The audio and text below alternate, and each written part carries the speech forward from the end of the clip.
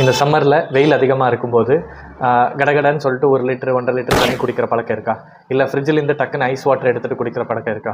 அப்போ இந்த வீடியோ வந்து ஃபுல்லாக பாருங்கள். ஸோ நிறைய இன்சிடென்ட்ஸ் இருக்குது. பட் அதில் முக்கியமாக வந்து ஒரு லேடி வித்தின் 20 மினிட்ஸில் ஒரு 4 லிட்டர் தண்ணியை வந்து கடகடன்னு குடிச்சிட்டாங்க. ஸோ அதோடைய விளைவில் அவங்க உடனே அவங்களுக்கு தலை சுத்தல் வந்து கோமாக்கு போய் கடைசியில் அந்த லேடி இறந்து போயிட்டாங்க. ஸோ இந்த மாதிரி கண்டிஷனுக்கு வாட்டர் இன்டாக்சிகேஷன் அப்படின்னு சொல்லுவாங்க. ஸோ இதில் முக்கியமாக என்ன நடக்குது, கிட்னிக்கு வந்து ஒர்க் லோடு அதிகமாகும். ஸோ அந்த லோடு அதிகமாகும் போது கிட்னி ப்ராப்ளம் கூட வரும். கிட்னியோடைய ஃபில்ட்ரேஷன் பாதிக்கும். அப்படியே நாசியா வாமிட்டிங் சென்சேஷன் இருக்கும். பிரெயின் செல்ஸ் வந்து ஸ்வெல்லிங் ஆகும், இல்லை டேமேஜ் நடக்கும்.